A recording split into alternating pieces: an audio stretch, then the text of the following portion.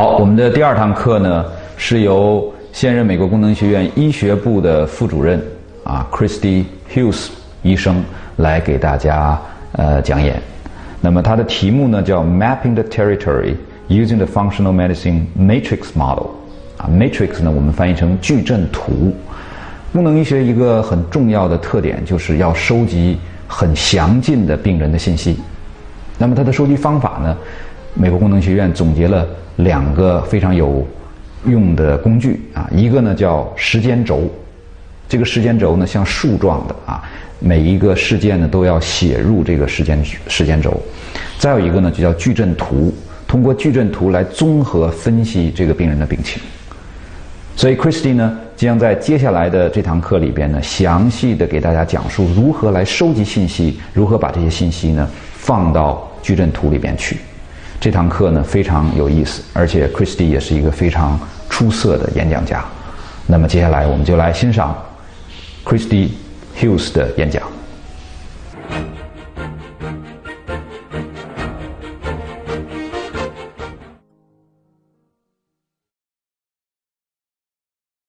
Hughes. I work with the Institute for Functional Medicine. I'm the Associate Director of Medical Education, working with our team at the Institute. When she comes back, I'll introduce again for you Lori Hoffman, who I think you have not yet met today. Lori Hoffman is our CEO. She's served as our Executive Director over the last few years, last 5 years, and she is now the CEO of the Institute. It's because of Lori that we're here. She has really championed bringing this program to you. So I have the opportunity of sharing with you some of the fundamentals of the map that Dr. Hyman was talking about before we moved into the break. So we're going to spend a half an hour together this morning. We'll have a lunch, and when we come back, we'll continue to talk about the functional medicine map and the matrix. One of the things I'm going to be asking all of you to do with me today is to think about yourselves. We're not only going to talk about healthcare and new ways of thinking about your patients, but I'm going to ask you, actually I'm going to invite you to take the time to think about your own health journey and your own health patterns today. So as we use these tools and these resources, we're going to make it real, we're going to be practical, and we're going to do this by starting with ourselves and really dealing with and managing our own health concerns. So you all will have a copy of the Tree of Life, the Functional Medicine Tree of Life. This is on the thumb drives, the digital tools that you've received from us, as well as handouts that will be available to you when we come back after lunch. This Functional Medicine Tree takes this opportunity for us to orient ourselves to medicine and the evolution that we're talking about today, such that you can see represented at the top of the tree as really our organ system diagnosis. This is what Dr. Hyman was discussing this morning, where we, in this model, step back and we look at all the different limbs of the tree, the branches, and we look at the ways in which diseases manifest out on those limbs, and we treat each and every dysfunction independently. Now, in the functional medicine model, we move down into the core. We move down into the core of the tree. We move into the trunk, if you would say. And we look at the soil, and we look at the roots and the orientation of how we're grounding and rooting our health care. So in the functional medicine model, you see it's quite a different paradigm. Instead of dealing with the diagnoses up in the tree, up in the limbs, up in the branches, we see the leaves dying and falling off the tree. We just don't remove the leaves and ignore the rest of the pattern, like a true gardener would. The gardener doesn't just prune the branches and the trees. The gardener would always go to the soil, to look at the roots, to look at the origin of life and health for that tree and that plant. And that's what we do in functional medicine. It's a wonderful way to explain it to the patient. The doctor of functional medicine has a very similar orientation to that of a gardener, looking at the entire environment. So as we move down into the base of our tree, you'll see all along the bottom of that base, our entire base is what we refer to as our lifestyle and our environmental factors. These are the important contributions that impact who we are and how we grow and how we thrive or how we propagate disease if there's instabilities in this area. You'll also find that we focus this attention on the trunk. And one of our key discussions I'm going to have with you today is to get you oriented to what are called the ATMs. ATMs stands for our antecedents, our triggers, and our mediators, or mediating factors. These are important discoveries in a medical history, that you're taking the time to look for a patient's antecedents. What are their triggering events? And what are the mediators that propagate disease? We will spend more time talking about this today and applying this to the various case studies that we review. You'll also notice up in the core of the trunk, the framework, the stability, the structure. What you'll notice is that we have 7 different regions. On the functional medicine matrix model, you'll hear our faculty referring to this as the 7 nodes. The 7 nodes in a systems biology orientation. Now, your whole week with your faculty, every session from this point on, will be focusing in these 7 areas. You'll be spending time in each and every one of these sections. Time in assimilation. Today, after lunch, we'll be reviewing with Dr. Patrick Hanaway the assimilation story. We'll be spending time with Dr. Bob Roundtree, going into the defend and repair. How does the body defend itself from its elements and initiate a repair mechanism?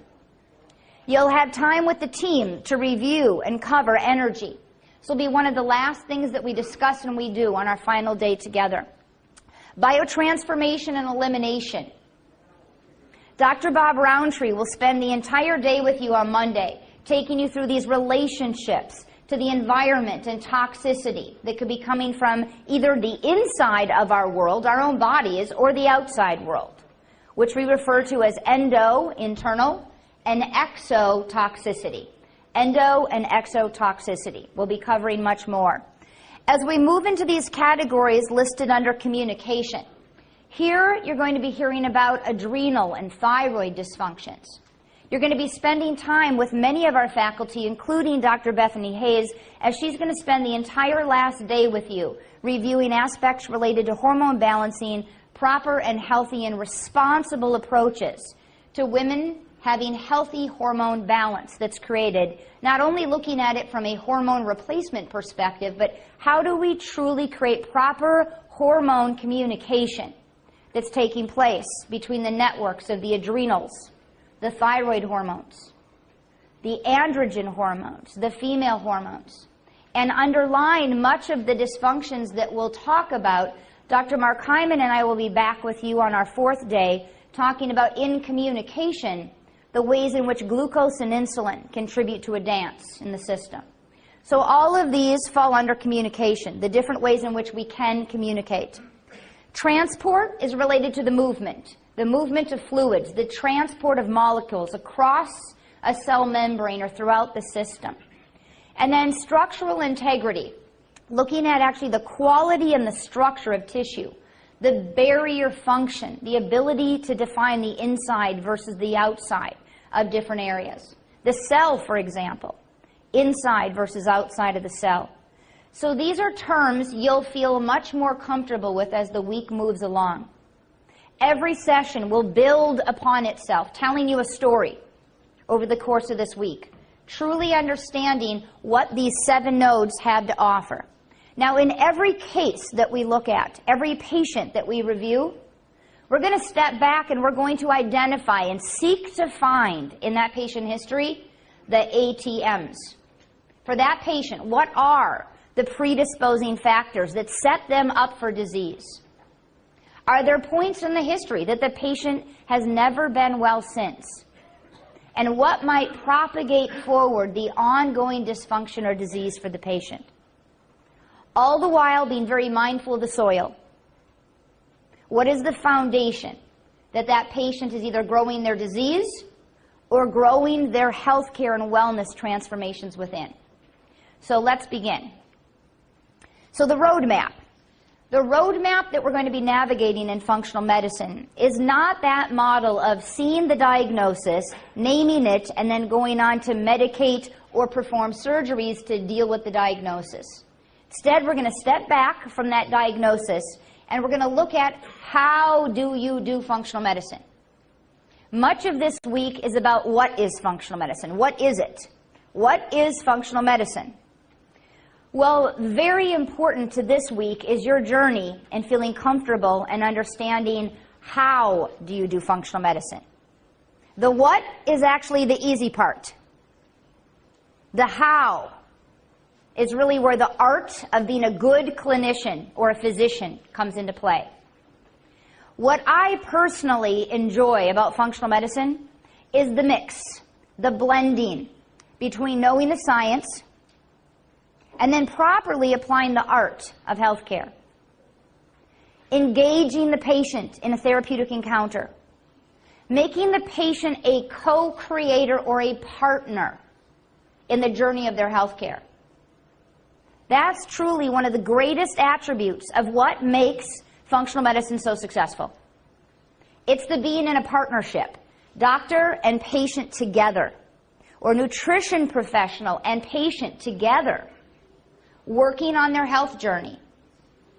The greatest success in functional medicine comes when the doctor moves away from telling the patient what to do and engaging the patient in what the patient wants to and is willing to do. So this week we're going to talk about not only the science, but we're going to focus high level of attention on how you move into partnership and relationship with the patient. Changing the diet is a very difficult thing to do. It's not easy to ask patients to change the way they eat, especially if they've been eating a certain way for years and decades of their life. You know, our food choices are often rooted, in our cultural background, in our family, in our orientation, not necessarily oriented in what's right for us as individuals. That's one of the journeys we're going to go on this week, is how do you deal with that with patients? How do you help encourage and support them on their way to making these transformations happen? So our model at the Institute for Functional Medicine, we teach and we train based off some very important core values. The core values that we really embrace at the Institute is that we encourage, we teach, and we train our physicians that functional medicine is about connecting the science and the evidence, but it's also about drawing into your own strengths of clinical insight and information that you, as the practitioner, come in touch with. And one of the strongest attributes of this medicine is, again, bringing together, bridging, if you would, bridging and bringing together both the art and the science to move forward this new field of medicine. So we're going to start today by talking about the how do you do functional medicine. Okay, the core way in which we do functional medicine is we follow a flow pattern that's referred to as go to it. Go to it. Now, all of you should have a handout in front of you now. I'm seeing that some of you have this handout in front of you. Yes? Okay, the go to it handout. Okay. So the go to it handout. This is a nice summary tool. On one page, this takes you through the steps of how to do functional medicine. And as we approach all of our cases today, we're going to dig deeper into GOTOIT. What does this stand for? So we're going to go through the heuristic, or the way in which we're learning how to do functional medicine. We're going to start with gather. Now, gather is an area where we're pulling together information and we're pulling together our own internal resources. So we begin the gathering aspect as clinicians, as nutrition professionals, by actually taking the time to gather ourselves before we move forward to meet and embrace the patient. We're actually going to have dedicated conversations this week, pointing in this direction, giving you ideas and encouraging you how to gather yourself as you move forward. The doctor in a centered space, meeting the patient from a place of wholeness and centeredness. just the moment, even the moment you can stop and pause before you open the door to walk in and greet and meet the patient. Just taking that one moment to clear the mind, to get centered, to let your other thoughts leave you, and be prepared to walk in the door and meet that patient wholeheartedly with an open and clear mind, ready to connect and engage in that relationship. This is a step that many practitioners were never taught to do. This is even a step that isn't necessarily honored in various places around the world. And we find this to be one of the most important aspects of functional medicine, is the doctor being prepared to receive information, receive insight with the knowledge and the science. It's the true art of doing medicine. So we're going to be focusing on gathering. G is gathering. We're gathering ourselves and we're gathering information. Now, when we take our medical histories in the functional medicine model, we're going to gather in a way that we're looking to identify in that medical history the ATMs, the antecedents. Now, antecedents happen to be predisposing factors. These are either genetic, they could be acquired. These are the various different factors that could set someone up for developing their illness or their disease. It's a predisposing patterning, something that made the patient more susceptible to the development of their disease. So, for example, we are now seeing in the obesity emergence that's taking place, we are now seeing that mothers who are overweight and obese have translated to their children in the womb the messages through what's called metabolic imprinting. It alters that child's metabolism, the hormonal messages, the cytokine messages, the messages that a child receives in the womb from a mother that is obese are different than the messages of a mother who is not overweight. The number one predictive factor in childhood obesity today links back to mother's weight at the time of conception. It's very important.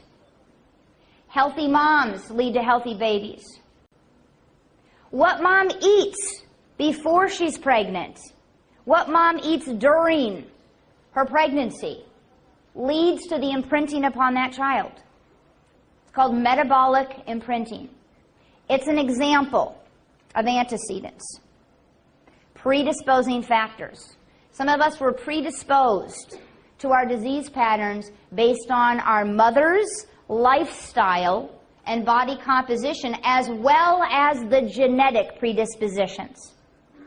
We are this relationship between our genes and the environment. Okay, another, triggers. We're going to be looking for the triggers in the medical history. I want you to think about yourself. Has there been any point in time for you personally that you can say, I have never felt well since? Never well since. Has there been any point in time you can think about that changed that trajectory of your health and how you feel?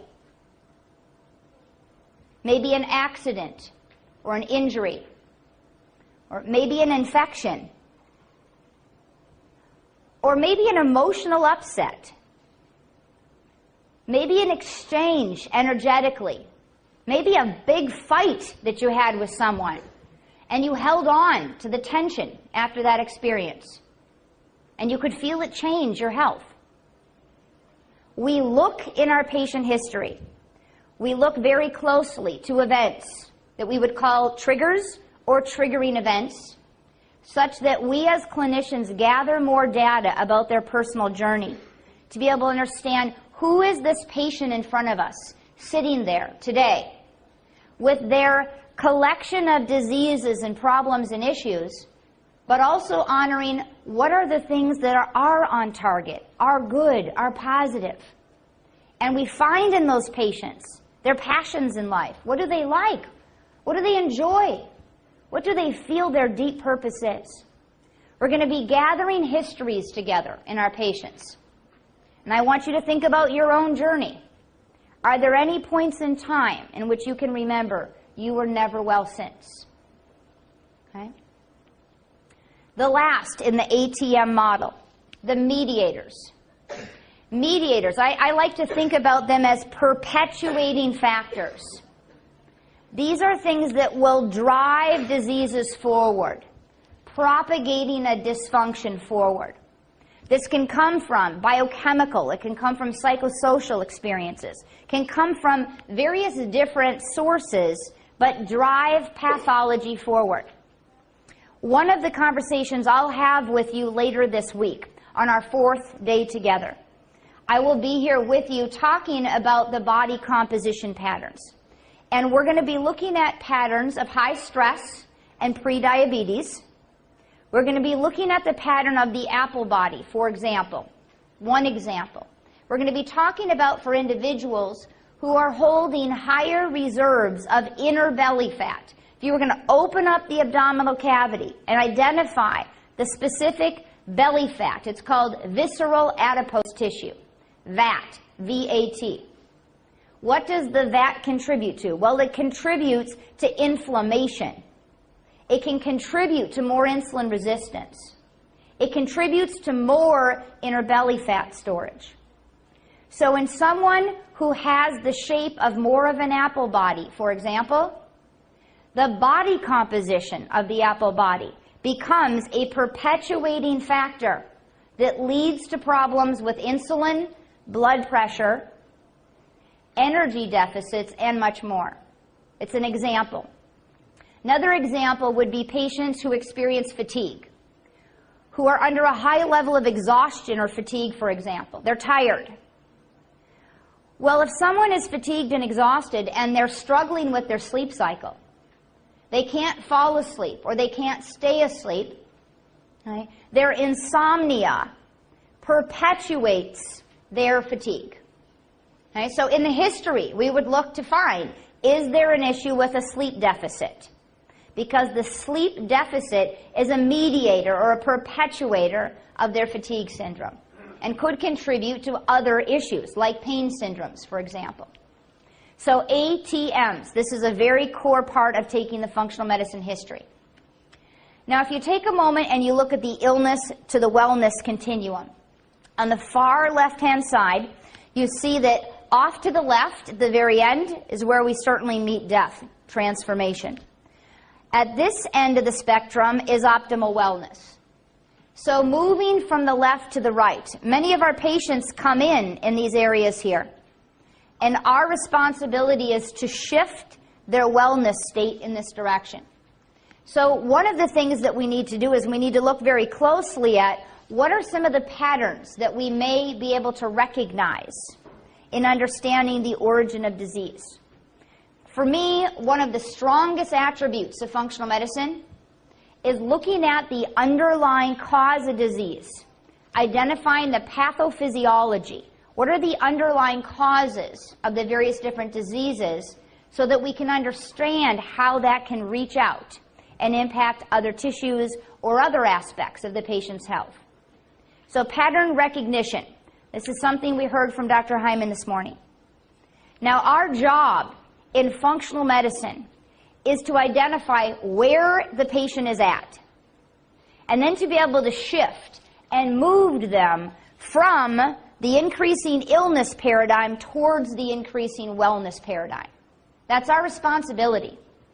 So we can do this through food, through movement, through detoxification, through cleaning up the environment, through changing our thoughts, through finding our passion and celebrating life. These are important aspects of the human spirit and our ability to survive and to thrive in our environments. So wellness is much more than just the absence of disease. Wellness embodies bringing in wholeheartedly knowledge, transforming that knowledge and finding our center, managing our emotions, and really putting into action behaviors that will help us become healthier in the future. It's very hard to tell a patient what to do. It's much easier to get the patient excited and involved in their own health care and make sure that the patient has goals that we're going to manage to. It's not just us as the doctor saying, you have hypertension, you have obesity, you have heart disease, you have high cholesterol, you must change your diet. It doesn't work. The doctor may feel good about it.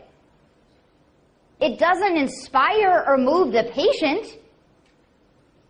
You know, when we're talking about functional medicine, we're talking about changing the way you live, changing your foods, having a desire to get up and exercise, to move your body. Part of the doctor's role is to teach and inspire and engage the patient. That's the hard part of functional medicine. The science is the easy part. The evidence is there. The science is the easy part.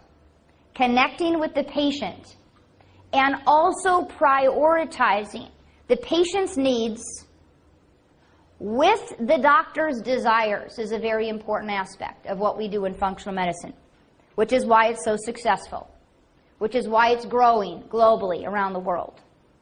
So gathering. You gather information from your history, from your forms, from your tools. You're going to gather information through your physical exam. How many of you in this room are nutrition professionals? You are nutritionists. By show of hands, can I see? Great. How many of you are physicians? MDs, physicians. Okay. So the nutritionists, there's a nutrition physical exam. For the nutritionist, the exam begins when you look at the patient. I'm not sure if my colleagues noticed this yesterday, but we took a tour to the Hidden City yesterday. And it was interesting in the Forbidden City, in the areas that we were walking. Did you notice? I mean, this is a pop quiz. Did you all happen to notice from your nutrition physical exam and inspection of our tour guide yesterday? Did you happen to notice a few things going on with her nutritional status? Anyone happen to notice what was going on with her eyebrows? They were painted on, correct? So she'd painted on her eyebrows, and if you looked closely, you could see that the lateral third of her eyebrows were gone. Did you notice?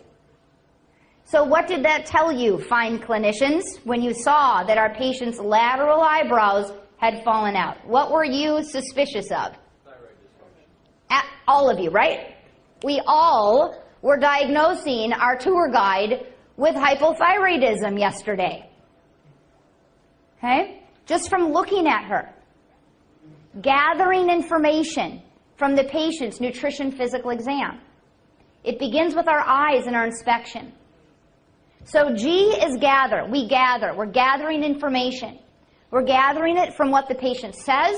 We're gathering it from the lab reports. And we're gathering that information from the power of our observation in being with the patient. Gathering.